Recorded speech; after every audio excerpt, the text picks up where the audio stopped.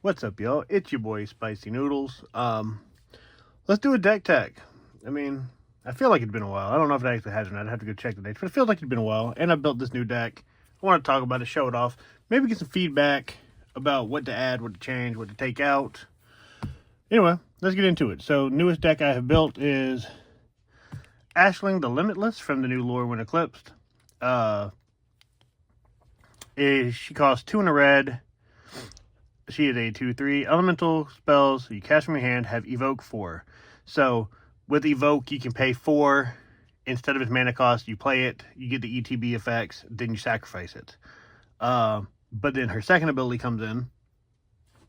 Whenever you sacrifice a non-token elemental, create a token to take a copy of it. The token gains haste until end of turn, and at the beginning of your next end step, sacrifice it unless you pay one of each color. So it is a 5-color deck. We got some goodies in here to do all kinds of fun 5-color shit.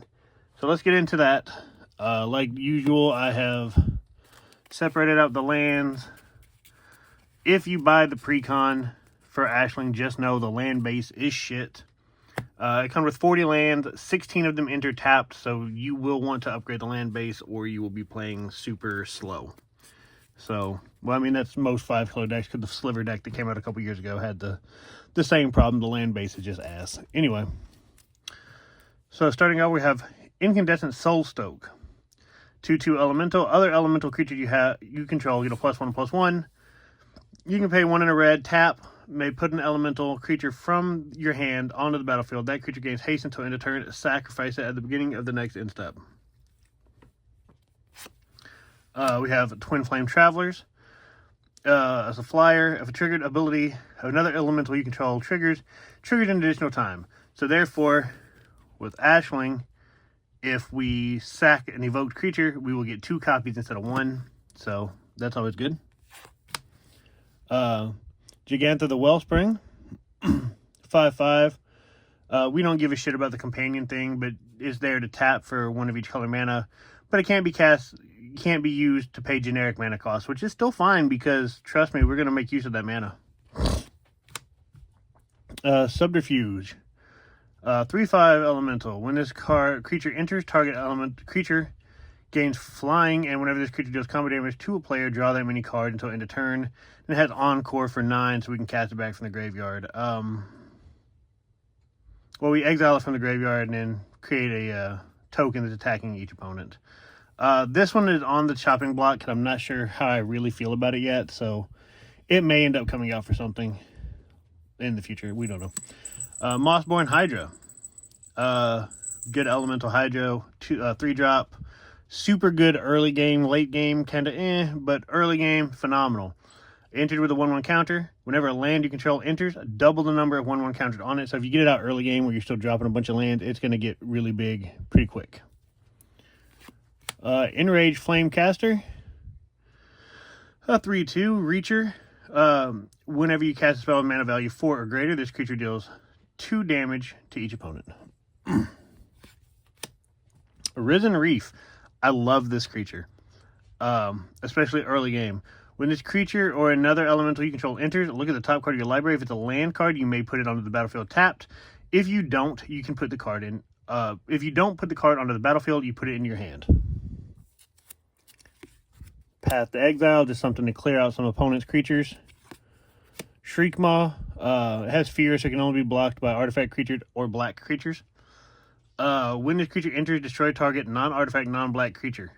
So, of course, we want it for the evoke. So, I understand, she has evoke, gives everything evoke 4. But it has evoke on the card, so we'll pay 2, evoke it in, destroy a target creature, sack it, and then Ashling will make a copy, and then we'll do it again.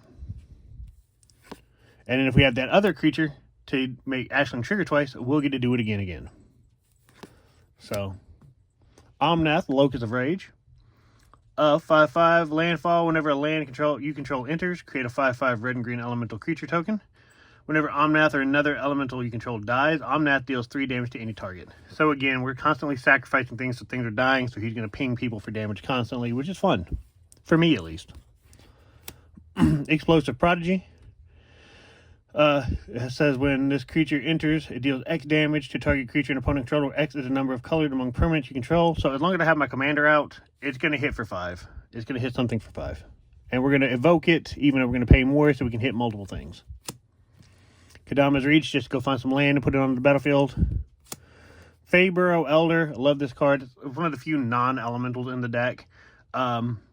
But it gives a +1/+1 for each color among permanent you control. So therefore, if my commander's out, it's going to get a +5. And then I can tap it. And for each color among permanent you control, you add 1 mana of that color. So if my commander's out, I can tap it, add 1 mana. So it's, tap for 5 mana. So that's phenomenal, especially early game. Counter spell, because we run blue, so we're going to have counters.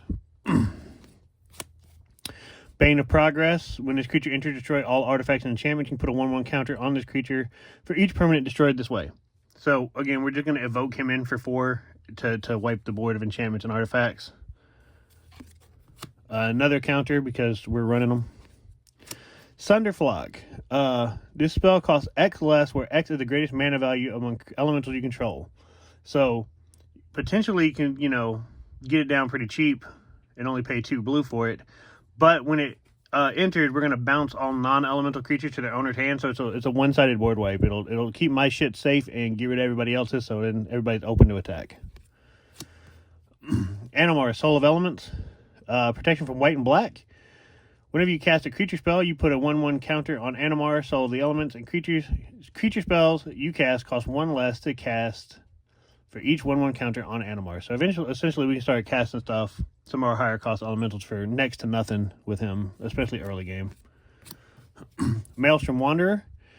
Creatures you control have haste, and he cascades twice.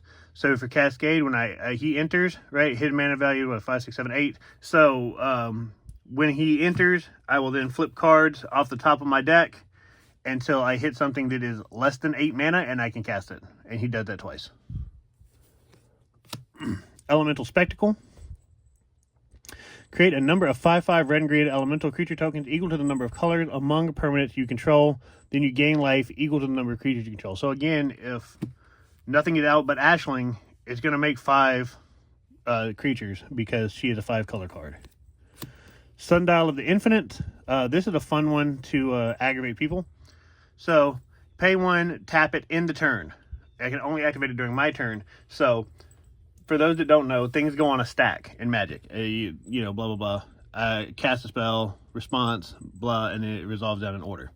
So with Ashling, right, I can make the copy of the evoked creature, and then I have to sacrifice it unless I pay 1 of each color mana at the end of the turn, right? So that's where this comes into play.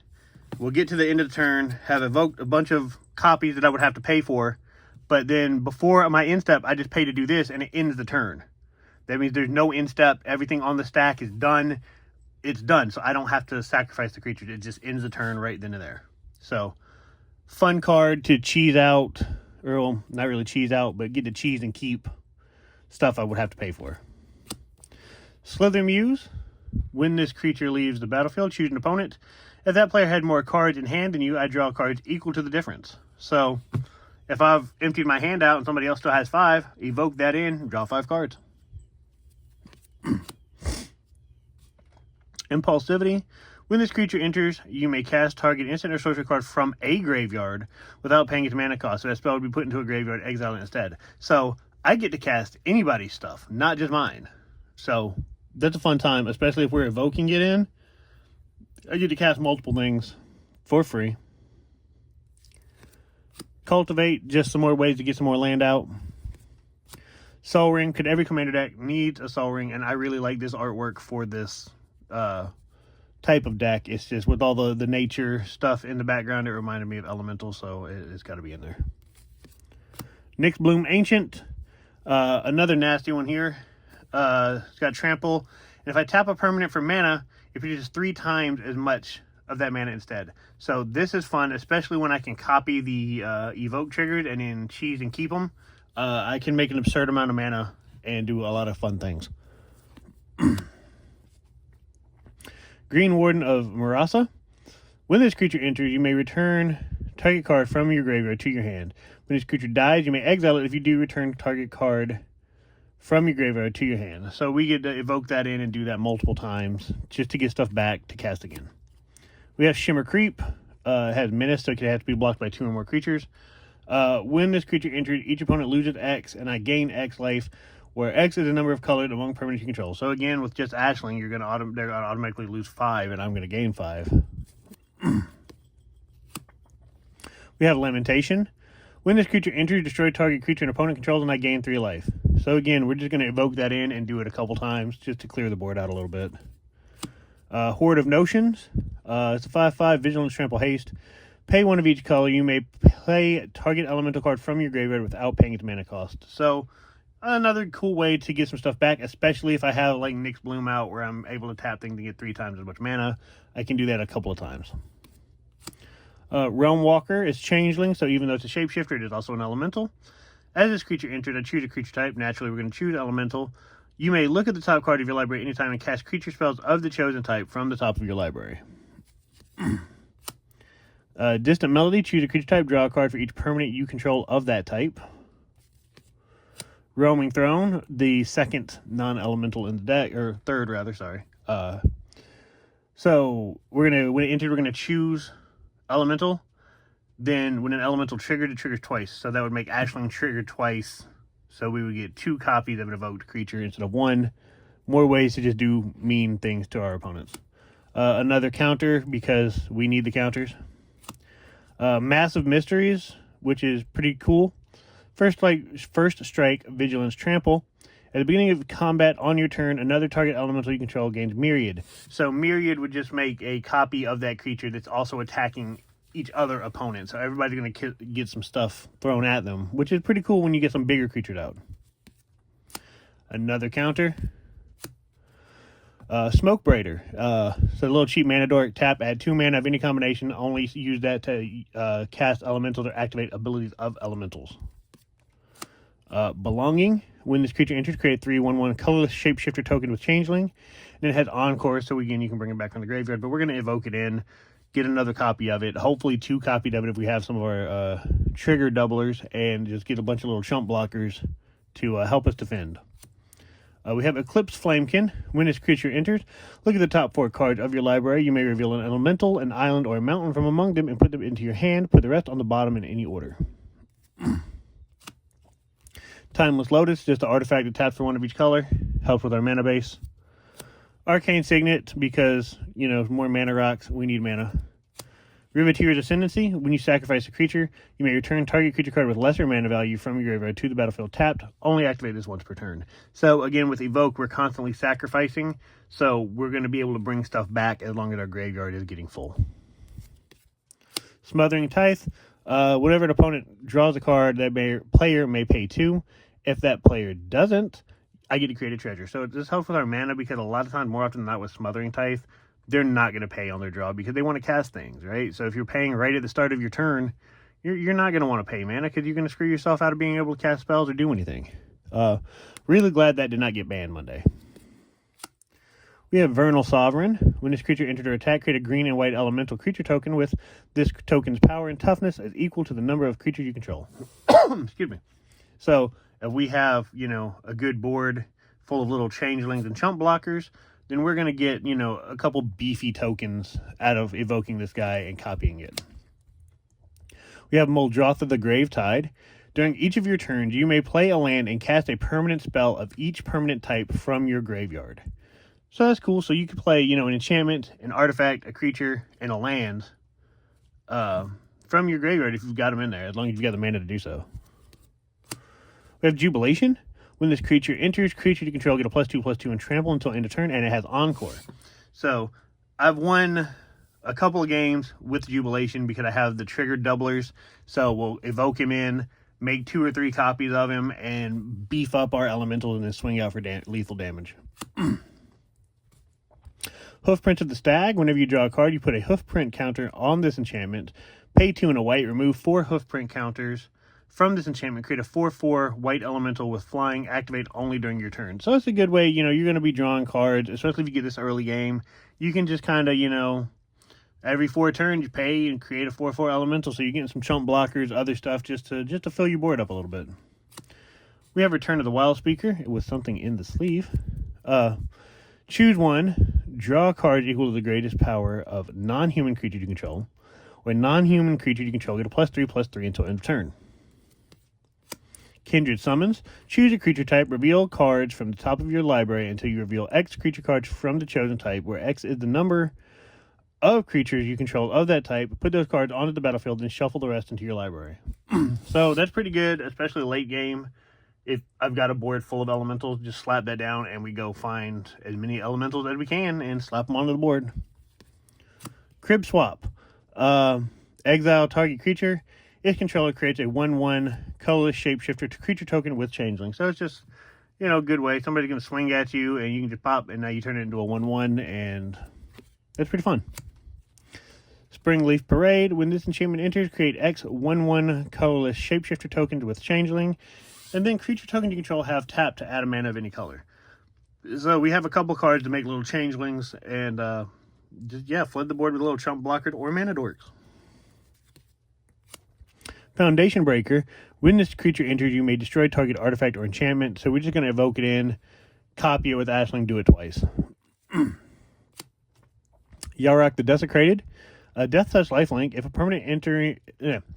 permanent entering causes a triggered ability of a permanent you control to trigger, this ability triggers a second time. So just more ways to make extra copies of our evoked creatures. Chromatic Orrery. You may spend mana or mana of any color. Tap to add 5. Pay 5. Tap. Draw a card for each color among permanents you control. Kind of a costly artifact mana-wise, but, I mean, it's still nice to have in case you need it. Bloodline Bidding. Convoke. Choose a creature type. Return all creature cards of the chosen type from your graveyard to the battlefield. So, it doesn't give the Oracle text for Convoke, but basically I can tap creatures to help pay for the mana cost for the generic type. It can't pay for the colored type, but it can help. So if you got a board wipe, but you still got, you know, a few little critters left, you can help pay this and bring the shit back from your graveyard to the battlefield. Omnath, Locus of the Royal. When Omnath enters, deals damage to any target equal to the number of elementals you control. Has landfall. Whenever a land you control enters, you put a 1/1 counter on target elemental. If you control 8 or more lands, you draw a card. Mold Drifter. It's a flyer. When this creature enters, you draw 2 cards. You just evoke it in. Nobody keeps Mold Drifter around. He just gets evoked in to draw cards. Heroic Intervention. Permanent you control gain hexproof and indestructible until end of turn. So just to keep our shit safe, if somebody tries to board wipe us, we can try to prevent that.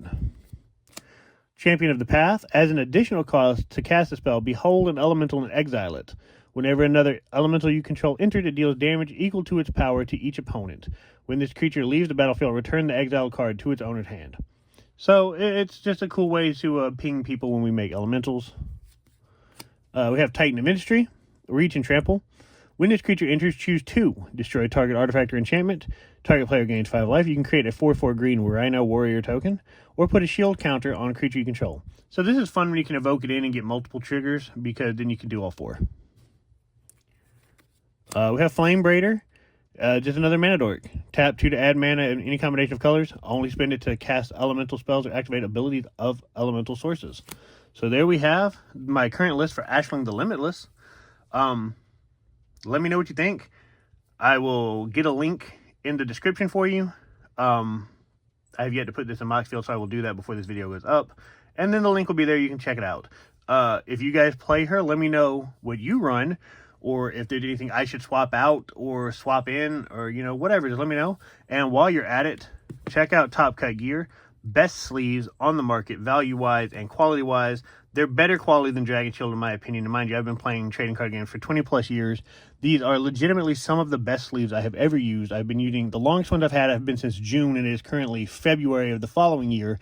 I have not had to replace a single sleeve on a deck. No bent corners, no tears, no rips. 150 sleeves for $11.99. Use my code NOODLES10, that's noodles with a Z, 10, for 10% off your purchase. Grab you some, try them out. Let me know what you think about them. You won't regret the purchase. Yeah, anyway, check them out. Use my code. Let me know in the comments. What do you think of the deck?